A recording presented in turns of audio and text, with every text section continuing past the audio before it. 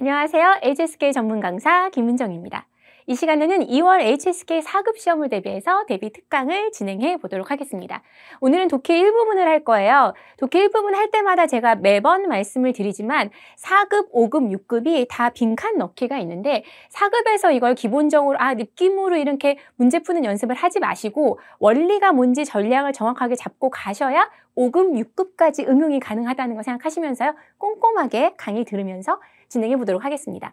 자, 오늘의 적중 문제 풀 거예요. 매번 제가 문제를 풉니다. 근데 이게 이론을 공부하는 것보다 문제적으로 접근을 하는 게 굉장히 중요하다는 거. 시험을 임박해 두시는 분들 같은 경우에는 문제를 풀 때 이렇게 푸는구나 해서 문제 먼저 보시고 풀이 순서 보고 그 다음에 반드시 의도와 전략을 짚고 넘어가셔야 그 문제가 내 것이 된다는 거. 짧은 시간 동안에 많은 문제를 푸는 것도 물론 중요하겠지만 그 많은 문제들이 다 내 걸로 소화가 되지 않으면 사실 별 의미가 없잖아요. 그래서 한두 문제를 풀더라도 정확하게 이 순서대로 문제를 정확하게 파악을 하고 어떤 프로세스로 문제를 푸는지를 확인하고 이 문제가 어떤 유형의 문제인데 이런 문제는 어떤 전략을 사용해야 되는지까지 하셔야 그게 온전히 내 것이 되고 그러면 시험 현장에서 유사 문제가 나와도 100% 맞출 수 있다는 거 이거 생각하시면서 시작해 보도록 하겠습니다. 자, 보시면 보통은 이게 46번부터 50번 독해 1부분에서 A, B, C, D, E의 단어가 제시가 됩니다. 그럼 이 단어를 봤을 때 나 모르는 단어 너무 많은데 긴장하지 마시고요. 단어에 품사적으로 접근해야 된다는 거 먼저 기억을 하시고요. 각 문제마다 빈칸이 쳐져 있어요. 내가 해석을 다 하지 못해도 이 빈칸의 위치가 명사가 들어갈 자리인지 형용사가 들어갈 자리인지 단어를 설령 다 알더라도 그 단어의 특성을 알고 그 단어의 이런 특성을 가진 단어가 문장상에서 어디에 위치에 들어가는지 그 이해를 하고 있는지를 물어보는 거거든요. 출제자의 의도 자체가. 그래서 그걸 기억하시면서 가시면 좋을 것 같아요. 5개의 보기에 5개의 문항으로 이루어져 있습니다. 자, 일단 보겠습니다. 자, 첫 번째 절차 순서 체크할 거예요. 스텝 1. 제시된 보기에 품사와 뜻을 살피셔야 돼요. 뜻만 단어를 막 이렇게 4급에 이렇게 기초 중국어 하실 때부터 뜻만 외우지 마시고요. 이 뜻은 이 명사, 형용사, 부사, 동사구나 라는 걸 생각하시면서 보셔야 돼요. 지하면 빡빡하게 들어차다란 뜻이 있어요. 그러니까 보통 버스나 아니면은 뭐 전철 탈 때 되게 사람이 붐빌 때 붐비다, 빡빡하게 들어차다라는 의미를 가지고 있습니다. 신런하면 신임, 신뢰라는 명사죠. 슈프하면 很舒服, 굉장히 편안하다는 형용사가 돼요. 肯定, 틀림없이 뭐뭐하다라는 틀림없이라는 부사가 되고요. 迟到 하면 동사, 지각하다라는 뜻이 있어요. 그래서 대충 생김새가 肯定 같은 경우는 부사, 그리고 신런은 신임이라고 도금이 되시는 분들 같은 경우는 명사다라고 생각하실 수 있는 거죠. 그래서 품사 확인하셔야 된다는 거. 자, 그 다음에 두 번째로 해야 될 게 뭐냐면 문제의 빈칸의 위치를 확인을 하셔야 돼요. 그럼 보통 이 빈칸의 위치는 어떤 품사가 들어가는구나 라는 걸 매치시켜서 공부를 하셔야 된다는 거죠. 这样继续努力的话 해놓고 빈칸이 쳐져 있는 다음에 能取得라는 수러로 이어지고 있어요. 조동사나 수러 앞에는 일반적으로 부사가 위치한다라는 거.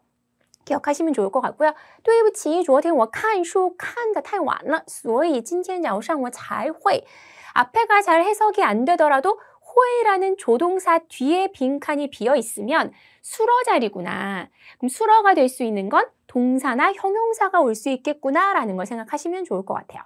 자, 세 번째 문제 같은 경우에는 빈칸의 위치를 또 확인을 하면 我买汽车了 쭉 갑니다. 所以不用 뭐뭐 할 필요가 없다. 뭐뭐 할 필요가 없는 거죠. 부사적 용법이라고 보셔야 돼요. 뭐뭐 할 필요, 하다라는 뒤에 동사가 와야 되는 거예요. 그러면 수러, 동사 또는 형용사인데 보용이니까 뭐뭐 할이니까 동사가 올 가능성이 크겠죠. 그러면 동사가 올 경우에는 목적어까지 확인해 주시는 게 좋기는 합니다. 49번 볼 거예요. 근데 여기 쭉 이렇게 길게 문장이 있어도 더 뒤에는 명사가 온다라고 생각하시면 좋아요. 앞에 문장부터 꼼꼼하게 다 해석해서 공부하시는 것도 필요하겠지만 전략적으로 봐야 된다는 거예요. 그래서 독해 1부문 자체가 빈칸에 대한 이해도를 묻는 문제이기 때문에 설령 앞에 부분의 해석이 잘 안 되더라도 빈칸의 위치 확인이 중요해서 해석보다는 위치 확인을 명확하게 하셔야 된다는 거. 더 뒤에는 명사가 들어간다. 下一次我们一起去吧. 다음에 한번 가보자 해놓고 주에다 太阳晒的. 어려워. 挺什么什么的. 매우 뭐뭐 하다라는 하나의 부사죠. 정도 부사라고 합니다. 그래서 이 사이에는 형용사가 들어가야 돼요. 매우 뭐뭐하다. 매우 더워요. 매우 추워요. 매우 커요. 매우 작아요. 등의 형용사가 올 수 있다는 거죠. 자, 보시면 이제 우리가 첫 번째 뭘 했어요? 보기에 제시되어 있는 A, B, C, D, E의 단어를 먼저 파악을 했어요. 품사랑 뜻을 파악을 하고 그 다음에 문항에 있는 빈칸의 위치를 파악을 했어요. 이 위치는 앞뒤에 뭐가 있는 거 보니까 부사가 들어가야 될 것 같아, 명사가 들어가야 될 것 같아, 형용사가 들어가야 될 것 같아. 이렇게 확인을 하시고 난 다음에는 문제를 풀어야 될 거 아니에요. 쉬운 문제 먼저 푸셔야 돼요. 그러니까 순서대로 문제가 안 풀릴 수도 있어요. 그냥 문항마다 난이도가 다르기 때문에 이게 점점 이렇게 빌드업이 돼서 뒤에 문항의 난이도가 높은 게 아니기 때문에 쉬운 문제를 먼저 공략을 하고 하나씩 맞춰서 들어가는 거잖아요. 그래서 쉬운 거 먼저 풀면 뒤에 어려운 거는 문항수가 줄어들면 정답률이 보기에 그 문항수가 줄어들면 정답률이 높아지잖아요. 자, 볼게요. 能取得 하면 아까 부사가 온다고 말씀을 드렸죠. 제시되어 있는 보기 중에 부사는 컨딩밖에 없었습니다. 어렵지 않게 풀 수가 있어요. 그래서 쉬운 문제 먼저 푸는 거예요. 더 뒤에는 명사예요. 제시된 보기에서 부사랑 명사가 하나씩밖에 없었기 때문에 그래서 쉬운 거 먼저 이게 제시되어 있는 문항의 어휘가 쉽거나 문장이 쉽다가 아니라 문제가 쉬운 거예요. 그죠? 제시되어 있는 게 명사 하나, 부사 하나였기 때문에 부사 자리랑 명사 자리가 너무 명확해서 이런 경우에는 앞에 해석이 필요 없이 그냥 바로 넣을 수 있다라는 거죠. 그래서 여기는 명사엔 신릉이 들어갈 수 있는 거예요. 자, 이것도 아까 말씀을 드렸다시피 딩, 시무시무떠는 매우 뭐뭐하다 해서 형용사가 들어가니까 슈프가 들어가겠구나. 어렵지 않게 갈 수가 있다는 거죠. 근데 남아있는 게 동사가 2개였어요.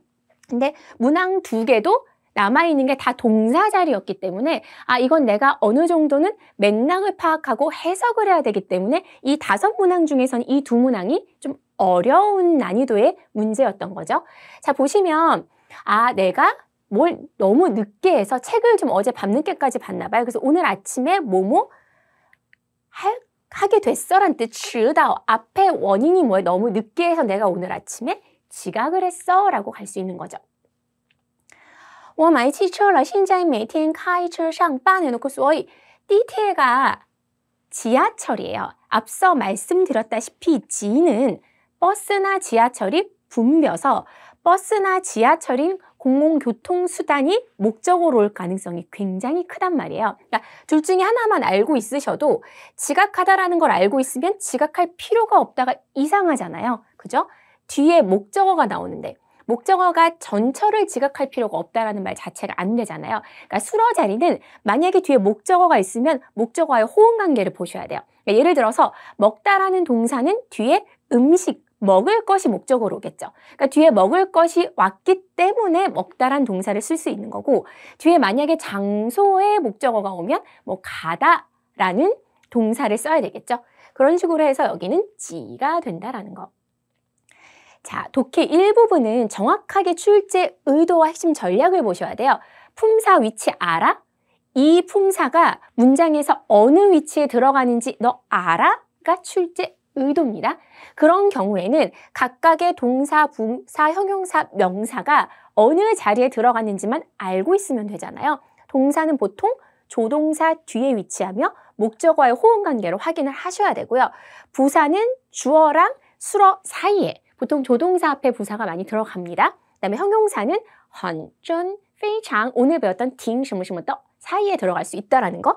명사는 더 뒤에 또는 동사 뒤에 빈칸이 쳐져 있고 마침표가 딱 들어가 있어요. 그럼 이 목적어 자리구나 라고 예측할 수 있다는 거. 자, 오늘 배운 내용 굉장히 명확하고 간단한데 아주 중요합니다. 자, 독해 1부분은 무조건 빈칸의 위치가 중요하고 그 해당 위치에 들어가는 품사를 연결해서 공부를 해주셔야 된다는 거. 오늘 배웠던 내용들이 독해 1부분에서 굉장히 중요한 부분이었습니다. 이게 5급이랑 6급까지 가는 거고요. 난이도가 어휘의 난이도의 조절이 좀 있을 뿐이지 이 비슷한 맥락으로 나오고 오늘 풀었던 내용들도 사실 그렇게 어휘가 쉬운 내용은 아니었거든요. 그래서 이 오늘 배운 내용과 전략과 방법을 정확하게 파악하셔서 시험 현장에서 좋은 성적 거두시길 바라면서 이 수업 여기서 마무리 짓도록 하겠습니다.